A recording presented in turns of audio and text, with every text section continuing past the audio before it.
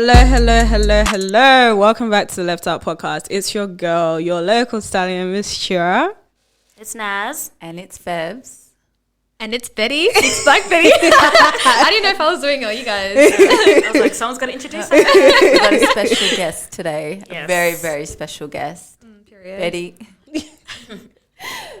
We're so excited to have you on with us today, sis. Like, we've got a lot to talk about, a bit more serious stuff than we usually talk about, but I feel like this episode is going to be very good, like, educationally for myself and even for a lot of people that are going to be listening. Yeah. Yes, I definitely agree. We're going to talk a little bit about culture. We're going to talk about what's happening in Tigray, the Tigray Genocide. And, yeah, we'll be touching on also the what's going on in Afghanistan. Yeah. We'll also have a special guest for that as well. Got quite a lot of stuff to talk about, and if there is anything specific you guys want to talk to us about, like if you want to get more information, we have some amazing sources who are on our episode with us today, with Betty, with Evan and Naz. All of them know so much about the situation.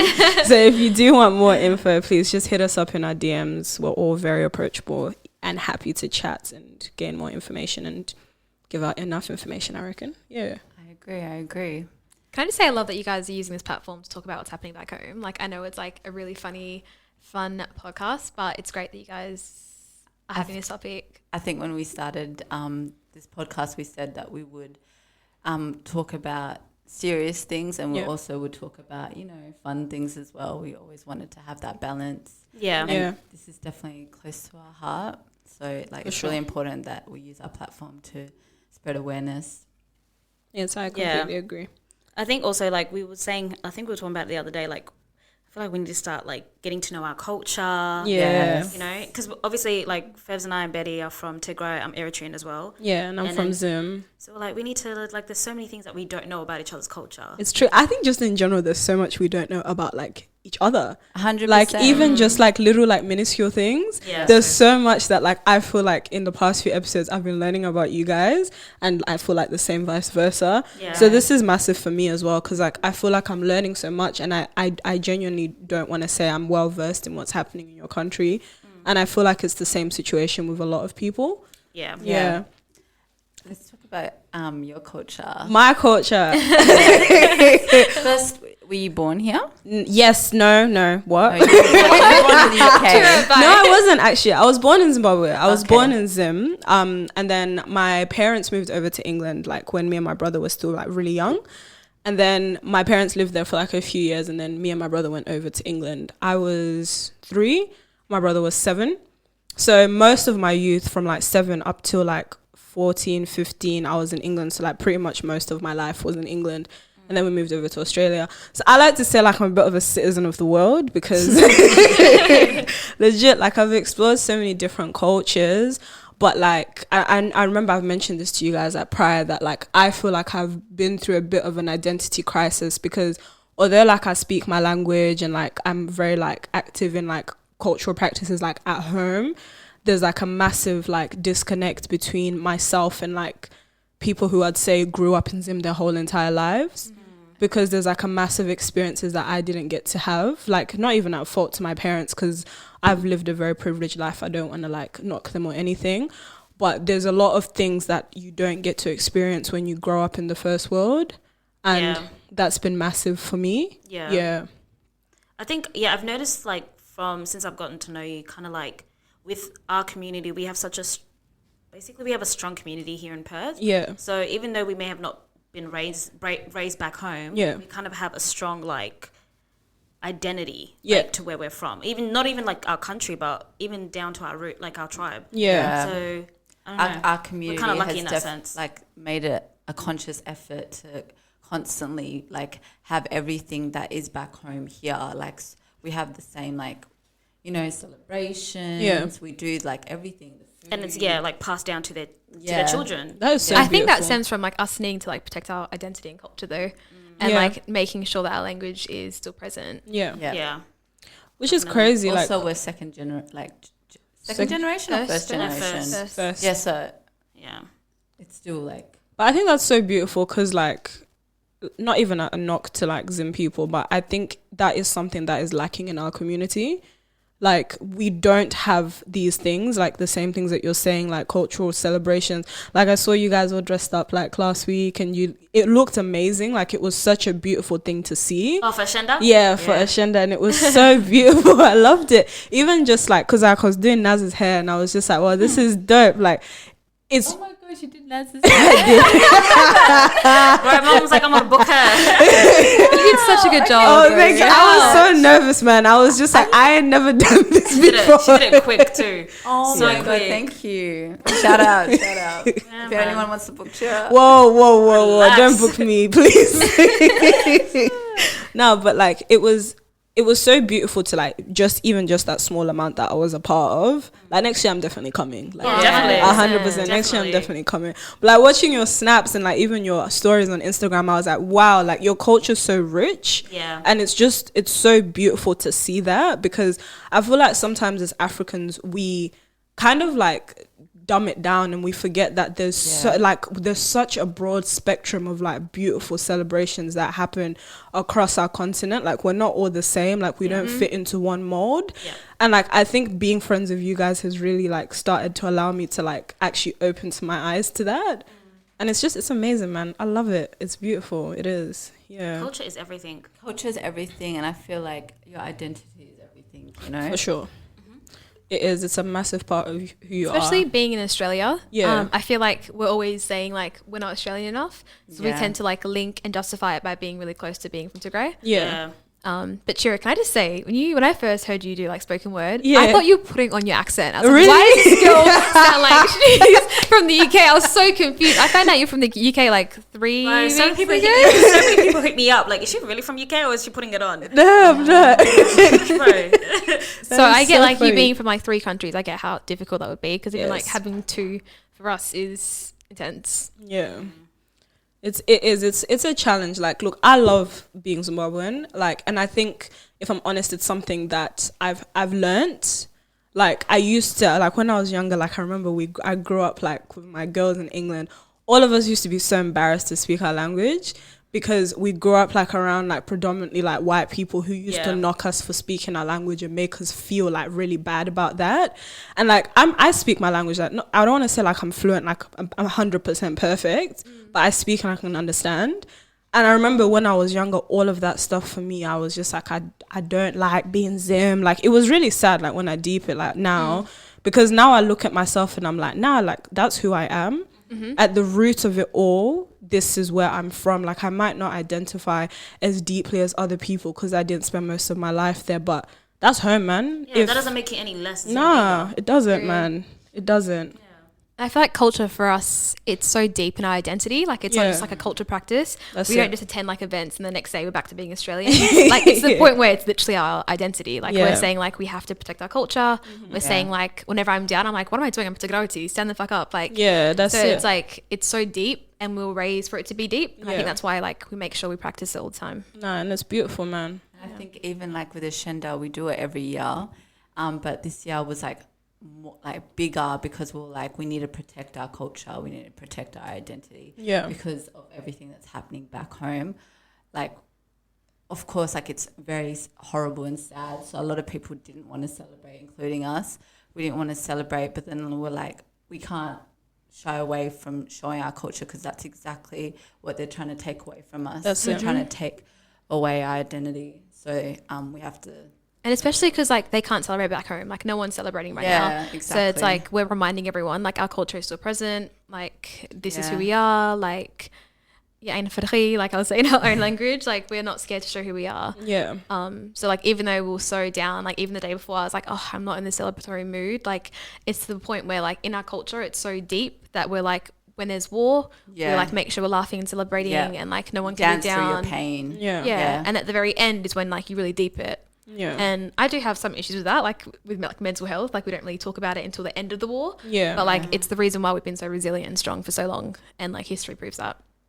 I think that's something that's Africa wide though. If you really deep it, like the slave trade, like there's so many things we can think of, and every single time we've come out smiling, like that's just one thing I love about our continent. There's nothing that knocks us and we're like, oh my god, like life's over, like every single time we walk out smiling. But I agree, it's also a bit of a toxic trait because we don't talk about these issues and actually heal from them, which is why there's that mass intergenerational trauma that we've never healed from, because we don't talk about these things. Exactly. And I feel like everything that's happening now is like bringing things back for our parents, because it was so recent. Like it only happened in the 90s, and like having to deal with it all over again. And like my grandma saying this is the third time it's happened, like it's heartbreaking. So you don't even get time to like for it like to heal or anything like that, because you're not talking about it, and like it's happening all over again. Trauma, yeah, but it's happening to every single generation. Like it's not even trauma at this point, like it's present. No, that's heavy, man. Like it's hard, like it's not something easy to deal with, like when it's personal.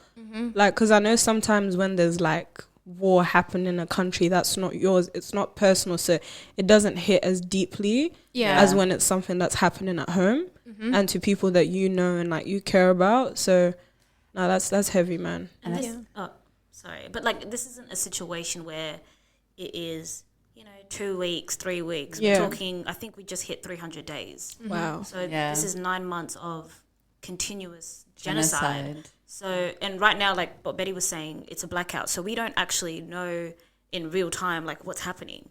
So it's just like, so all we can do is like advocate and push for our culture and identity, because it is getting taken away from us in a sense. So. And they're completely silencing us, and it's like we also don't get time to like hear what's happening back home, because we have to be the voice of what's happening.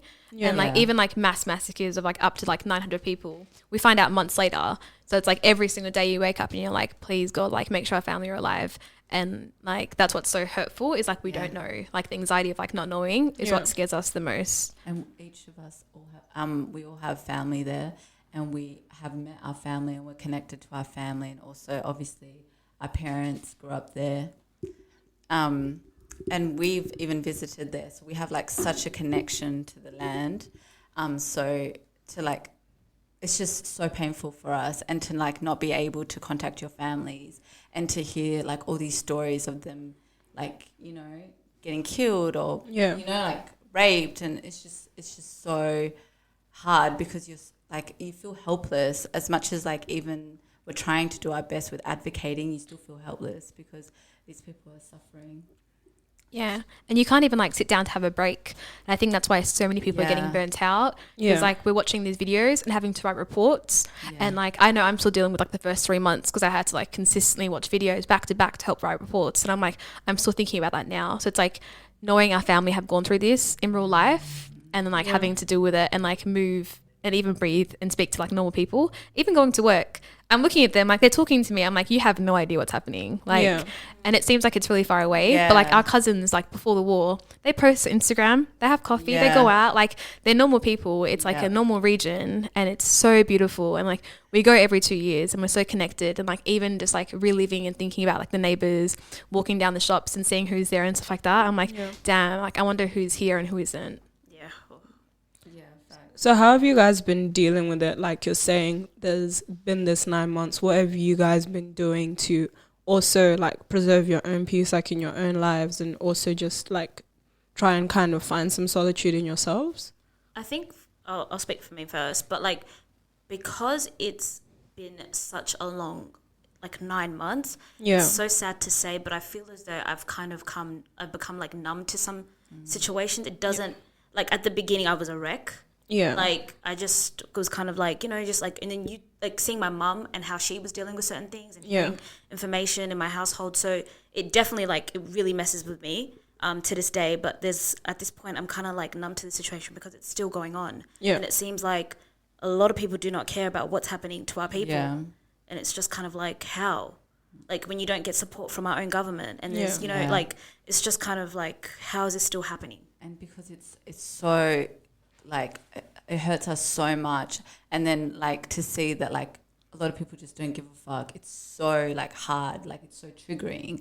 Like, and I feel like it's been like 9 months of being triggered by people that like are supposed to care. Like you're like, how can people not care about innocent people? Like, so that's been really hard. But for me personally,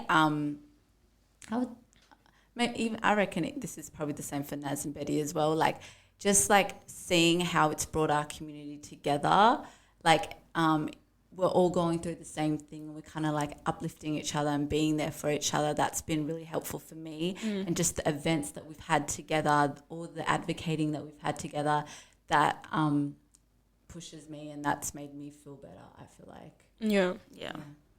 I don't know, like I love the unity we have. It's not even in Perth, Australia, like globally, like everyone has like stepped up and everyone's talking about it, and like everyone's like very protective about like our language and our culture. But I feel like I'm still like, and I know you guys are both exactly the same, like I'm still struggling with it. Like I have like random days where I'm at work and I like run to start crying, and then I come back or I have like a panic attack, and then it's like, okay, like you gotta act normal because like you're walking into a room, and I just like I'm drained explaining it. I think that's what it is. Like I'm really tired explaining like we've lost 150,000 people, like I've lost 5 family members. Like it's so mentally draining, or even like consistently advocating online and being the voice of our people is very draining. So it's like sometimes I'm like, oh, I can't talk about it, but if I don't talk about it, who's going to talk about it?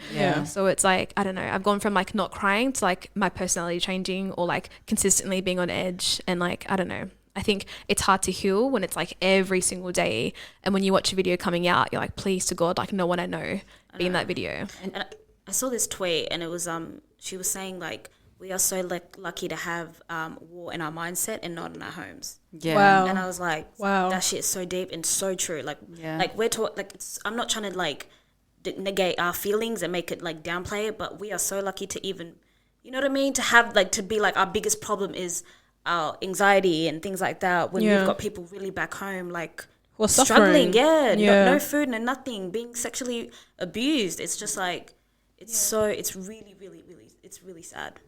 But I do like to like 100% what's happening back home is so much worse for them than it is for us. But I think also having that war in your mind can like make it's like it's hurting as much as you being in the war. And like in the sense that like it's also like who you are, you're losing it. And it's like people you actually know, and then like seeing like names of who's being killed and going through it, like, do I know anyone on this list? Wow. So are they releasing names as well? When they had the massacre in Aksum, like there were like a lot of massacres actually. They started releasing some people. Identify. Some of them were like so.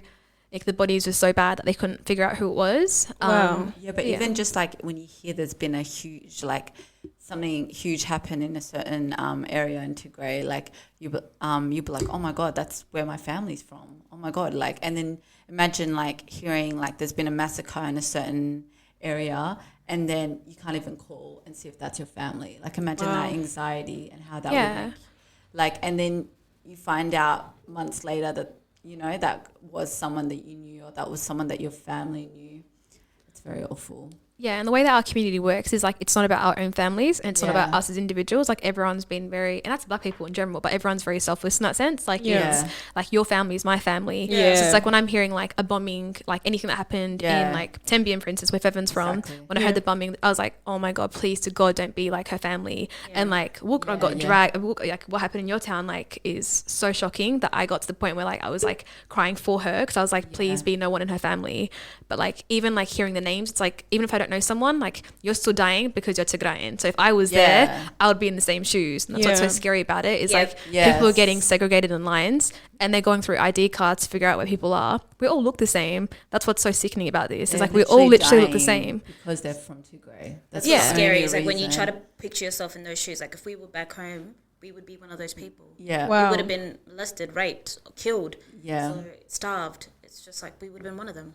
And you can't actually do anything about it. Like even if you want to send money, like our families are like well off in the sense that they can obviously pay for food, they have a house, and like the fact that they can't even cash out to get money and purchase things, like everyone is in the same exact boat, which is like reassuring in the sense that like no one's more privileged than anyone else. Like we are all like, when I got to speak to my family like 3 months in, it's obviously blackout at the moment, they were saying like everyone's feeding everyone. Like everyone that's like rich that had food would give it to everyone else, or like everyone was in the same boat because like it didn't matter how much money you had in the bank, we were all starving together. And like if you want to send like even the humanitarian aid, that all gets blocked at the border. So it's like we're literally in standby waiting to like hear who's like now dying.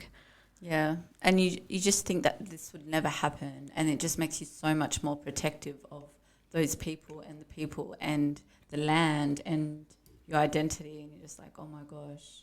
it's also hard to explain too. Like, I'm like, how do I word this for it to make sense to you? Like, you're thinking, I'm like... And I feel like, obviously, like, with the international communities and just, like, general civilians that are, like, not from Tigray, I feel like they just think, oh, it's an Africa issue. Like, this. It's not our issue. Yeah. Yeah, it's not. It's our so far issue. away. Like, of course, these things happen in Africa, and it's like, no, we were living in peace before all of this. Like, yeah. You know, just like probably a lot of other African countries. 100%. But people don't, like, it's so out of sight, out of mind. You know. They don't care. They don't want to hear about it unless it's a European issue. It's a Western issue. They don't care. Yeah. But even the African communities, though, I feel like we all have our own things going on back home. It's really hard for people to talk about other issues. Yeah. So it's like another thing was like, when it was happening, I was like, I'm going to obviously go straight to the communities I do know. Yeah. But everyone's struggling in their own way. So it's like, how do we speak for your people if my people are also struggling? Yeah. So it's like, who is our allies right now? And like the only people being like really turning to are the people also experiencing a genocide. Yeah. And like, there are people like even within our region that are struggling. So it's like nice in that sense that we have like the same enemies, we're uniting, but it's still so hard with like everyone keeps talking about it, but like nothing's actually being done. Yeah. May I ask how the situation started? Like, not getting onto the political side of things, but how exactly did this situation start happening to the people in your community? It's so complex because like Ethiopia is very diverse, and which is why it was so beautiful before the war in my eyes. It was like everyone speaks different languages. We're all like different nations that have formed together to be a country. Yeah. And like everyone was very protective of their own culture and their language. And for so long, like historically, we've always had dictators. Yeah. And which now is like another reason why. But should I start it off, Evs, or yeah? Continue. So every single person is very protective of their language and their culture, and when it becomes a threat, there's always naturally going to be tension. Yeah. If like another region, you know, if you think about Ethiopia, like there's only like one identity. It's like the same language. Yeah. Well, that's like, what the outside world thinks. It's yeah. like so everyone's language, like, oh, Haile Selassie, like was amazing. Like 80% of the country hated him. So there's always been like this one identity, and if you didn't fit into that language or you didn't fit into that culture, you weren't deemed Ethiopian. Okay. And it just doesn't really make sense when there's so many ethnic groups, and like it doesn't make sense for everyone to look the same, to be talking the same language. But that's what was pushed. There's like 80 plus ethnic groups, but people wouldn't know that. They would just assume that there's just this one. Wow. That's the narrative that gets pushed. Even being like light skin, everyone thinks Ethiopians are only light skinned. There are very dark skinned people in Ethiopia. Like it is very diverse. Yeah. And like there's only like, oh, you only speak Amharic, or you only have your hair like this, or you only have your dress like this. And there are people that don't even eat injera. And injera is like, there's only like one vision of Ethiopia. Yeah.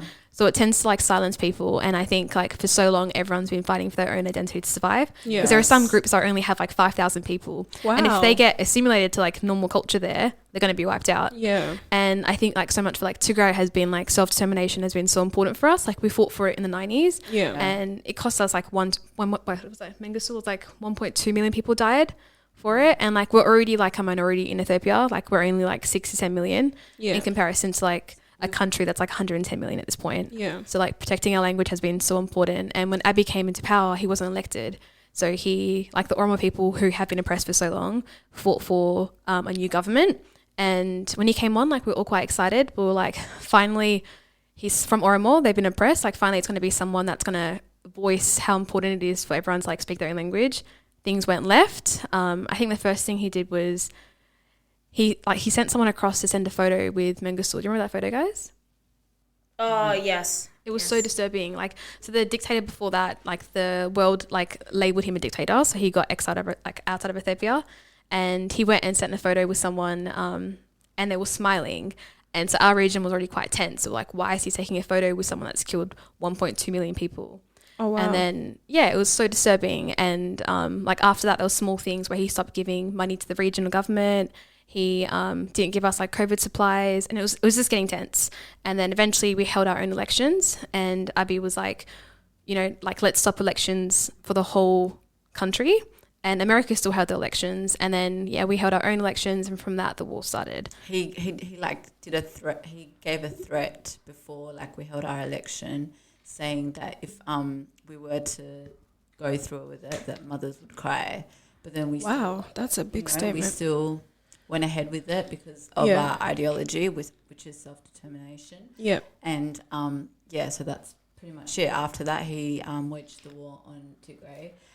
made it like he was was a war on the political group, which was completely false because innocent civilians of Tigray were the ones that suffered. And I think he thought, like, if we kill a lot of people, like their people, they'll step down, like, or let's kill like a bunch of them and they'll feel guilty and step down. But instead of that, people got angry and then everyone stood up. And that's the reason why we're still fighting now. It's like there's so many volunteers. Like, it's not even about the soldiers. Like, everyone's standing up because they're like, you're killing our sisters, you're raping our like mothers. Like, it's so disturbing. And for a lot of them, like, it's payback. It's like, you know, like, everyone's been suffering. Let's all like focus on like Tigray. And unfortunately, like, we've got to the point where we've lost like 150,000 people because of it. And yeah, it's unreal.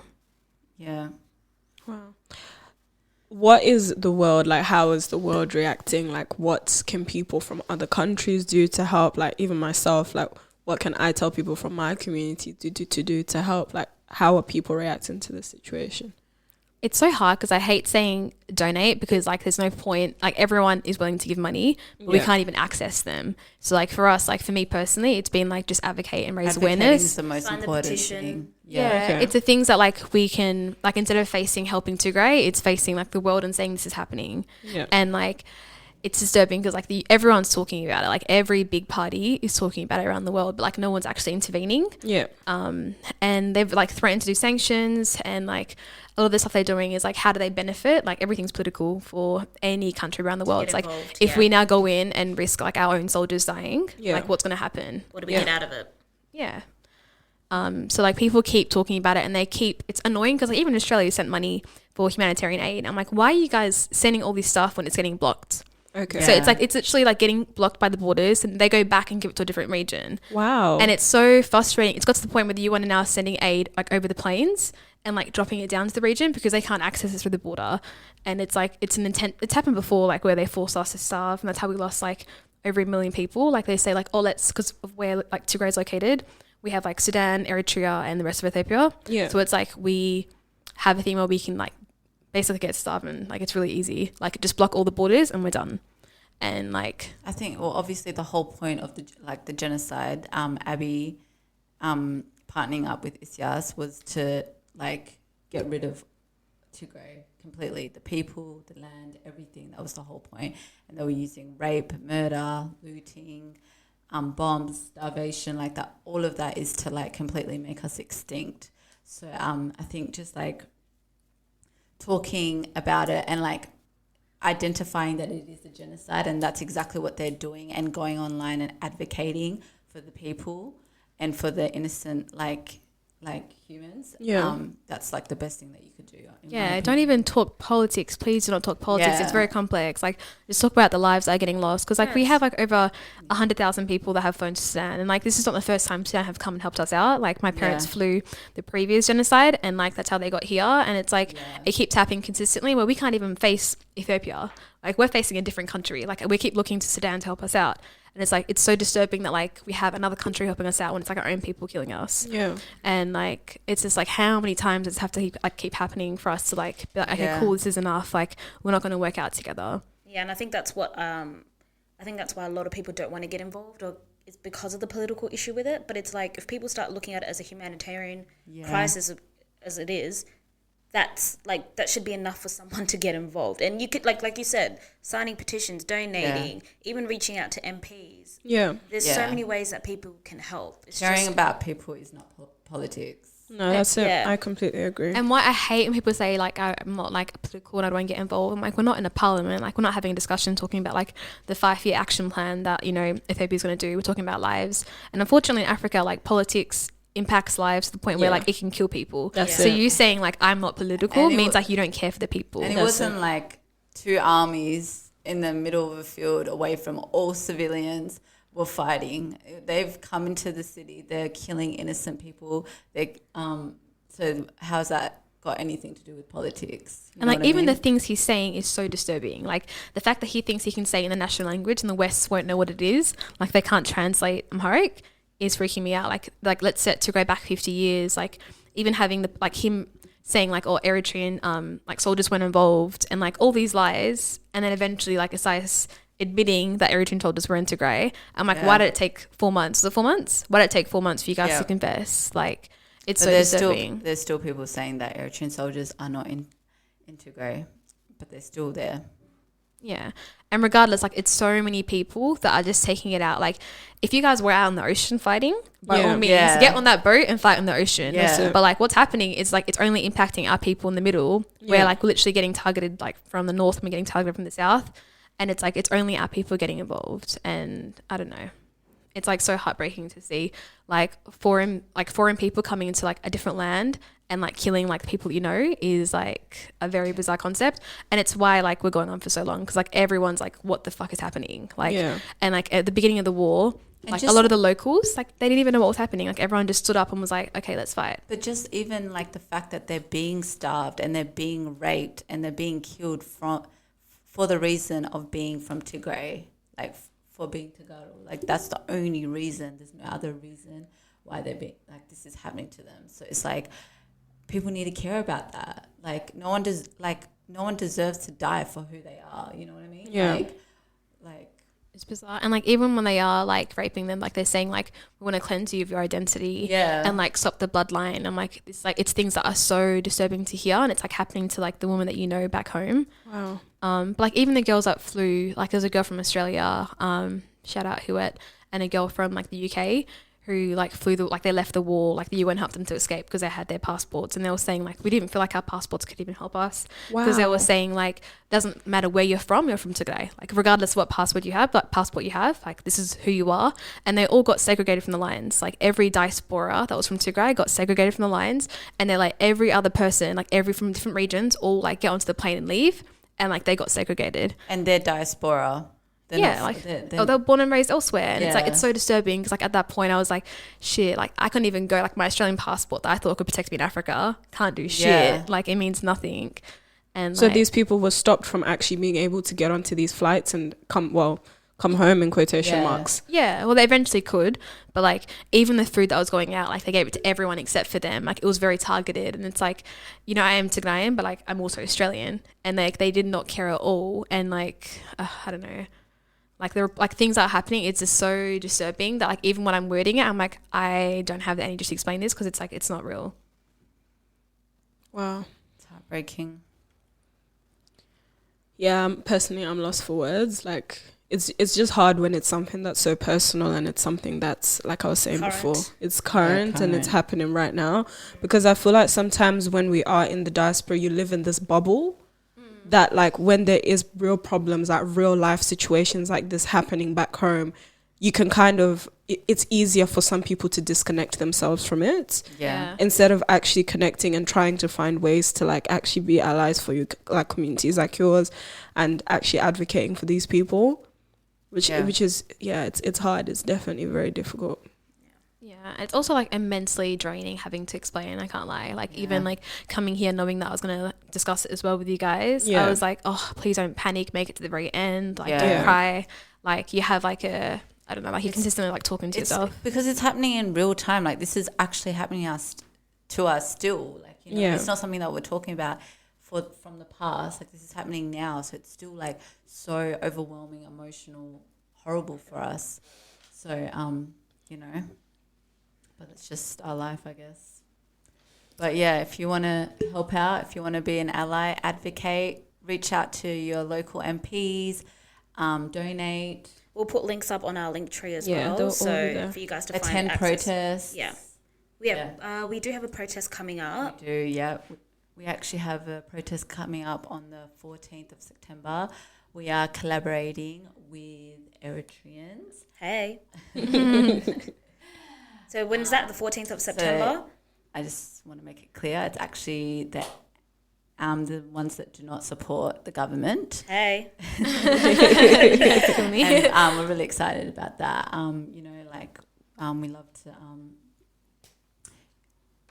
Yeah, and I think also because they're also struggling with the same dictator. Yeah. So it's really nice to see that unity and for everyone to, like, step up and say, like, what's happening is not okay. And just what's work happening together. to them is not okay. Yeah, of course. What's happening there is not okay, and what's happening in Tigray is not okay. And it's just awesome that we can come together and fight for our people. So If you guys want to be a part of that, make sure you come. Forest Chase, and we'll be posting on our Instagram as well. So, and yeah, hit us up and we can give you more information as well on that. Yeah, but just to reiterate, all of this information will be up on our Linktree. There will be links, places you can donate, all of that kind of stuff will be there. Yeah.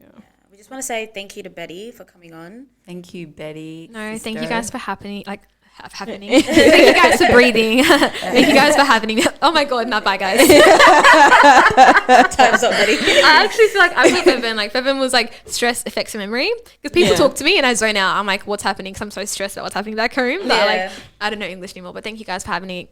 No. Thank you for having me. I can't wait. Yeah, we're so happy to have you. Betty's better. Thank you for coming beautiful. on. And we're so excited to have you back when we're talking about something a bit more light and fluffy. I know. Yes, that's definitely going to happen. Mm-hmm. So excited thank you for it. Thank you guys for having now, guys. That's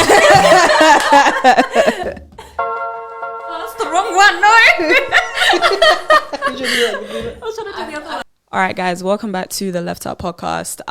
We have two amazing guests here with us today. We were talking earlier about the situation that's going on in Tigray, and we thought that this would be an amazing opportunity also to mention what is going on in Afghanistan and really highlight and advocate for the people that are going through a really tremendous time at the moment. So we have two incredible guests who have joined us in our space today. So we'll just give the mics away to them. You see, I said mics, not mix this time. Thank you. I'm sure, as we all know, Afghanistan is pretty much the most deadliest place to be living in right now. So basically, since the US forces left, the Taliban have managed to take full control of Afghanistan.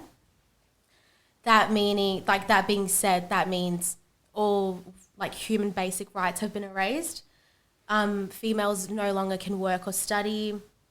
Girls as young as 12 are being snatched away from their families and sold into sex slavery, being raped, sold off to the Taliban, like everything and anything you can think of. Boys as young as 12 are also being taken from their families, trained to be soldiers, and so many other horrible things. And females also can no longer wear what they want. So they're pretty much covered head to toe, eyes as well. Like, it's really full on stuff. And it's quite sad because, like, I'm Afghan and I might not be the most, like, cultural, like, Afghan you meet, but I know deep down we're so loving and giving. And, like, when everything was happening about, like, regarding Palestine, there's so many other countries, like, obviously there's so many genocides in the world. Yeah. And as soon as Afghanistan came to the lights, I feel like a lot of the ethnic and the Muslim communities aren't talking about it as much as they should be. Like, us Afghans were obviously dying and advocating for our people, but it's quite sad because the last protest that took place this past Sunday, the turnout was about 98% Afghan, and the other 2% was barely ethnics. It was more like we had Australians more than we had, like, other ethnic communities. And it was quite sad because I went to pretty much almost all of the Palestine protests and stuff, and it was amazing to see the turn up because there was people from different, like, you know, countries, obviously, like the communities, like we were all coming together as one to raise our voices, to speak up for these innocent people. And it's just sad because this is like the craziest thing in the news, I feel like, right now, like the craziest thing. And I only just mostly see Afghans talking about it, and I feel like the only thing we can do from here, like honestly, the only thing we can do is raise awareness, talk about it, educate ourselves, educate others. And we also have another protest on this Saturday, 3:30 at Forest Chase, and that's so we can obviously try to gain more of Australia's attention and allow these poor civilians to seek refuge in our, like, safe country. I feel like we're so lucky to be living in such a wonderful country, and so many other countries have already, like, opened up to allowing them to go there as well. So I feel like it would be really nice to be able to see them come here. Like, our families back home aren't safe at all. We barely have contact with them. The contact my mum does get from them is like, she's always wailing on the phone. Like, she's just in tears, always sobbing. It's so heartbreaking because that's literally every single Afghan right now as well. Like, the phone calls you get, they're stressing because they have, like, maybe 3 hours of reception and electricity a day, like barely anything. And, like, they'll call my mum, like, you know, just want to let you know this has happened or this has happened, or have you, like, found a way to help us? Like, it's so hard because we can only do so much from here, and it's heartbreaking because she called my mum one morning and she was like, this is one of my aunties back home, she was crying about how the power went out and her washing was halfway done. like they don't even have the privilege anymore to wash their clothes. And like whoever can't make it on the planes, whoever doesn't have the privileges to leave in a safe manner, they're just like migrating on foot. Like my mum had another phone call this morning, and it was really sad to hear her. She was really upset on the phone, and she was crying because they were complaining that the water isn't drinkable anymore. And my mum was saying, maybe you should try boil it. Like, do what you can. You need water to survive. Like, you barely have the privilege to eat. Like, do what you can to help yourselves. I just feel like no human should go through that. Like, it's so heartbreaking. Yeah. And I feel like it also relates back to what the people back home, like you guys from... Well, we're from Tigray. I'm Zimbabwean, Yeah, so like I feel like it relates heavily to that as well, because a lot of my friends have told me like their families are going through the same thing. You guys have barely had contact with your families back home. Yeah. And it's just like, when are we going to get to that stage where we have no contact? We don't know what's happening to them. Yeah. Like it's a life or death situation. Like, will my kids ever be able to go back to their homeland? Will I ever be able to go back? I haven't been back. I only went once when I was like 5 or 6. And I've never been back since because it's not safe. It's like, it's really crazy because Fevin just like basically said the same things that you just said. Yeah. That we're going through in Tigray. And it's unfortunate when you realise that people don't necessarily care unless it hits home. Yeah. So that's why it's important for people to, even if like you learn through process, like situations like this. So it's important for us to just support each other in these situations, because at the end of the day, we are human first. And like without each other, we're not. You know, it's just, we're alone in this in a sense. It's like community is strong. Like if you were to, like for us to come out to your protest would mean, like you said, it would be amazing. It's amazing, You know, we're stronger in numbers. That's right. And we're stronger when we stand together. Exactly. Yeah. So like in regards to that, where can we find information that we can put on our platform and all our individual platforms as well to make people aware of what's going on and for them to also attend some of these protests? Because I personally would love to come me too. And stand in solidarity with you guys. I think the best thing would be is to follow a lot of the pages on Instagram that do talk about it. There's one called The Afghan. Yep. There's like other pages that talk about a few different like genocides happening around the world, so you can find information on there. Also, I would say follow Afghans, as many Afghans as you know, because I see a lot of them like posting every single day, updating every few minutes, sign the petitions. And when you're donating, I find that a lot of these organizations and campaigns make a lot of profit from whatever you donate. Okay. So the best donations I would say is from someone you personally know, or someone from Perth, or like a reliable organization, because I know a girl who set one up. She's Afghan and she's from Perth, and it's been doing really well with numbers. And like that's 100% going straight to Afghanistan to help them. No profit, nothing. Okay. Whereas like most of these other organizations take a lot of it. Yeah. Or even if you know an Afghan, maybe you can ask them if you can help their family back home. Like I've had a lot of my friends ask if they can literally give me money that I can send back home. Yeah. Like, so is there lines of communication with going like back home, or? It's hard. Yeah. But I'd say like if you were to donate to the right people, I feel like that gets to them easier, faster as well. Yeah. And it's like a bigger amount. I feel like any amount of money will help them as well right now. Yeah. Definitely. And just like reposting, resharing, posting up like the protests and everything that they have going on. Do you feel like there's much being done by the international communities? Yes and no. Like I feel like, I don't know. Like in terms you can be honest, sis. In terms of the like humanitarian aspect, do you feel like there's much being done, or do you feel like there needs to be more done? I feel like there needs to be more done. Like, because when I look at what's happening back home, I feel like we could have helped them so much more by now. But like, what's taking them so long? It's been weeks since the troops were taken out of Afghanistan. So why has it gotten to this point? Yeah. And like they did all of that for 20 years just for everything to fall and like within weeks. Within weeks. Yeah. And then now like it's so hard now because obviously like we can't even sit here and like blame each other or blame the government, or like we can't even blame any higher power. Like we all need to come together to help them. Like if we're not using our voices, how are the higher people going to hear us anyway? Like that's right. How will the government even care to like look at it? Like we were sending out emails and emails to get approval for protests and stuff. Yep. And I checked to see, like, at one point, this was like the second day of me sending emails. They'd been sent over 3,000 emails already. Wow. Within the 2 days of me checking. So, like, we were really pushing for it. Like, we really wanted this. And then my best friend was able to get approval. And that's the one that's happening this Saturday. So she was in contact with, like, you had to get in contact with the council. You need to get approval for everything. You need to be in contact with the police. There's so much to it, to planning a protest. It's not easy. And it's been so stressful as well. I'm not sure if you guys had a protest. Yep, she definitely knows all the hard work that goes into it, yeah. Yeah, not easy. So it's not easy. It's not easy. Like, trying to get our voices to be heard is really not easy. But I feel like the more people that come together, the more we can raise awareness. Yeah. Like, they don't have a voice right now. Afghanistan doesn't have a voice. We are their voice. I feel like we need to talk for them. And if we don't, who will? Yeah, I agree. Because how long until we don't have contact at all?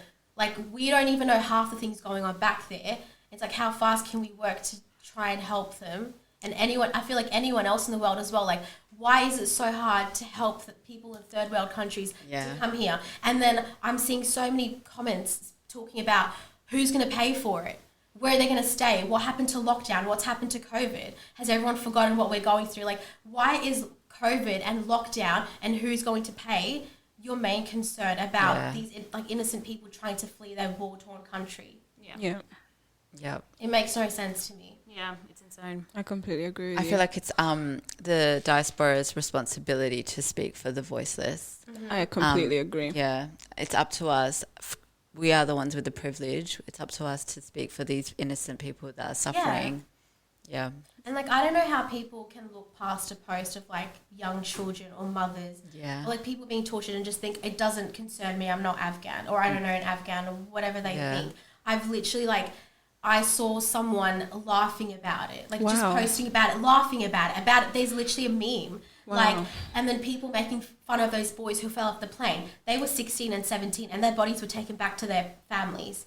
Like, these are young boys. Like, you might say, oh my God, they're so stupid for doing that. What makes you think you're going to survive? But I feel like in a life or death situation like that, you will do whatever it takes to get out of there. Yeah, that's it. Like, I was even seeing a video of, like, just their mothers handing their babies. Yeah. It's like, it's not, like, obviously they make it seem like, oh, it's an easy decision, but, like, it's life really or death. It's life or death. It's and life I or think death. in those situations, you want to protect your child before anything else.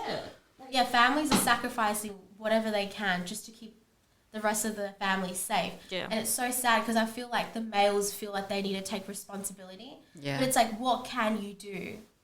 Like, there's only so much you can do to help them from there. Like, we need to help them more than they can help themselves. Yeah. It's just heartbreaking. Like, I really hope this protest, we have a better outcome and, like, more communities and, like, everyone coming together as one rather than just the Afghans. Yeah. I mean, I feel the same way about, like, what's happening in Tigray. Like, I feel like for the most part, it's only people from Tigray that actually care about the genocide, and that, like, people like to, take it to a political aspect and things. It's like, no, we're talking about innocent humans. We're talking about, like, focus on that. Like, you don't have to, like, it's not political to care about, like, human beings, innocent people. Yeah, I don't know why people feel the need to get into the political side. Or they'd be like, I'm not into politics. Yeah. It's like, your main concern shouldn't be anything but saving these people. Exactly. Everything else, like, you can talk about it another time if it really bothers you, but, like, some people literally just make it all about that and don't really care about what's actually happening. Yep, I agree. And it's just like, you just have to be human to actually care. Yeah. That's it. Because these are lives at the end of the day. Like, these are people, and with the and way the world is, they're waiting on us. They're like hoping that we will do something because they can't do much back home. Like in Afghan as well, there's only so much they can do there. It's up to us. It is. Yeah. Do you guys have, like, a big community in Perth, or? Bigger than I thought. Yeah. But obviously, like, the south side, north side. So, like, our south side community, I know them all. We're so big. Yeah. But then my best friend, she lives in the north, and she said that her community is also quite big. And everyone's trying to come together to put these protests together. But it's just hard because I feel like the differences between a few of us, like, whatever it comes down to, our tribes, anything. Yeah. I feel like that's stopping a lot of people from coming together, which is really upsetting because that should not be the main concern. Yeah. Like, we don't want to do these protests to like try and divide us even more, or oh, we did it or they did it. It's like all of us are doing this. We're doing this with like a great purpose. And the group that did this in the next protest, like there's so many different people involved in the group. You know, it's not just Afghans. Like we're trying to make it so multicultural. Like it shouldn't just be Afghans. Yeah. Like, do you have a lot of family? Do you have a lot of family back home? So my very close family is here, and then, you know, second family and then extended family, like they're all back home. Yeah. Everyone's back home. So basically all of my mum's aunties and everyone else that she would have known growing up, they're all back home. You should be really proud of yourself though, like a 21 coming and speaking up and being so like ambitious, the word's not ambitious, being so passionate about your country. That is something that is so beautiful. Like it's, especially for someone who's so young, that it's amazing. You should be really proud of yourself. It's amazing. Thank you guys for having us as well. But like, is there anything else that you wanted to highlight that you want our listeners to listen, like to hear? And also we'll be advertising on our page as well about these protests that you're talking about. Is there anything else that we've pretty much gone through everything? Yeah, I feel like just like the main thing is just attend the protest if you can, raise awareness, talk about it, educate yourself, donate. If you see any posts about like sending out an email, do it. Like I feel like just do your part. And I think it's also important for people that may not be from like Afghanistan as well as like from Tigray or even Eritrea. Like, it's important to like, if you know somebody, even just check in on that person. That's beautiful. That's 100%. Check in on your friends. They don't need to be Afghan. Like, I mean, it's like just like in general, always check up on your friends. Oh yeah, even your friends that you think. I feel like people don't check up on their friends that they think are doing okay all the time. A happy friend, like I feel like check up on everyone. That's and it. honestly, if you want to be a real friend, advocate. That's it. Yeah, like 100%. Do you know how many friendships I've cut off since? Yeah, me too, sis. Because you have this whole social media platform, you have this following, and you don't feel the need to talk about it. That's the best but like way to support. you can post up these memes, you can post up anything. Skip through my story. My following list has honestly just dropped hundreds. At one point I spammed my story so much, and over like 50 people had unfollowed me that one day. And I can see all of this. Yeah. Wow. And it's just like these privileged people, like. Yeah. But you know what? And people, it's uncomfortable for people, and people think that they don't want to confront it. Yeah. Because it's embarrassing. Because especially when people caption, I've seen some people caption like photos of younger kids saying like, how can you skip past this? Like, it's horrible. Yeah. They'll still skip past it. Like, they don't really care. Yeah. And people think that they can still like, you know, be your friend or anything 100%. like that without supporting you by advocating and like, you know, like, no. It's so incredible, isn't it? Like how selfish you realize like people you cared about can be. Like like they show you their true colours. It's like, did it take a whole genocide me to realise? Yeah. Like I've had all my close friends message me checking up on me, asking if I'm okay. I have, you know, even family members calling my mum, asking if we're okay. Like, it's so nice to see that. And then there's people you expect it from who just don't do it. And it's like, I feel like no amount of time of knowing someone, like, it's not worth that friendship. Yeah. I've known you for 3 years, 3 months, like, you're gone. Yeah. If you don't use your voice for it, like, I just don't see a reason why our friendship should continue. Yeah. And I feel like people think I'm just one person. Yeah. But it's like, your voice matters. That's like, it. If every single person used their platform, like, there's so much power in that. Like, how crazy me using my voice led to me being here. Exactly. That's it. Exactly. And then, like, I've had hundreds of people reply to my stories saying, thank you so much for always updating me. Like, I've learned so much through you. I've had girls actually reach out saying, sis, like, I don't want to say the wrong thing to people. I don't want to believe the wrong thing. Can you please educate me on the topic? Like, just little things like that I feel like is so important. Like, people, you know, they're being respectful. Yeah. And I also hate the whole, like, jumping on the bandwagon because a celebrity posted about it. All of a sudden you want to post the one post they posted up and that's it. No, yeah. You have to, not just one post. And be consistent. Yeah, be consistent. And I also heard a story of someone reposting something only because and I quote, she said, I felt the need to do it because everyone else was doing it. I didn't want to look bad. So she didn't even know what she was reposting. Wow. That's ridiculous. Follower.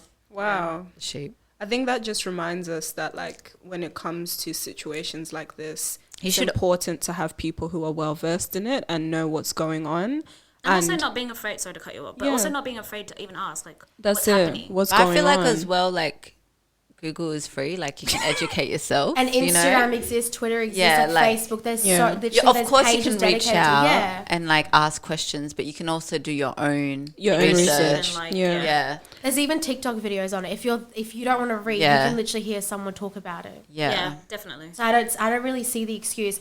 And another thing I just remembered as well is the 28th, so the next protest that's happening, it's also happening nationwide, so like worldwide. Most places are doing on the 28th, so hopefully that'll help raise more awareness as well.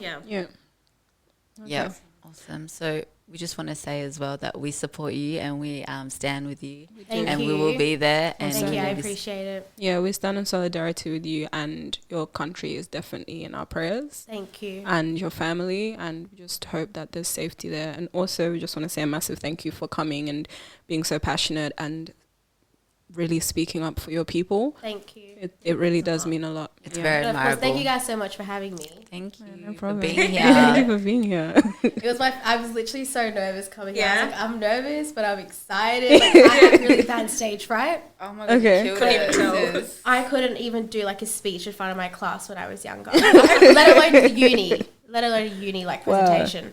So this was a big thing for me. And I just know my mum sitting on the couch right now, probably like sitting there like, when's my daughter gonna post up? Like, I didn't know. Because I went up to, I'm so shy. I went up to her and I was like, I'm doing a podcast. That's so amazing. And she was like, that is not like you. And I was like, yeah, I know. Like, when you messaged me, I was literally freaking out. I was like, I honestly thought you were going to say no. Because it's just like, you don't know what people are comfortable with and things like that, especially with something so touchy. Yeah. And I was like, oh my God, when you said But yes, so exciting. Like, I'm so happy I said yes. Yeah. So happy that you said yes. No, thank you. Well, guys, thank you so much for tuning into the Left Out podcast. Today, we've had conversations that were deep and like not our usual light and airy soft convos. We're going to be posting up links for you to be able to donate and to support the causes that have been spoken about today in the Left Out podcast. They will be available in our link tree, and also we will be advertising the protests that are happening, as we're aware that some of these events will be occurring after we release this episode. But once again, this has been the Left Out podcast. It's your girl Chira, your local stallion. It's your girl Fevs. Naz. Thank you guys so much. Awesome. Sarah. Yeah, I'm like, Sarah. And our guests. Thank you so much, guys, for coming, and we'll catch you guys next week. Bye. Sorry. I actually can't hear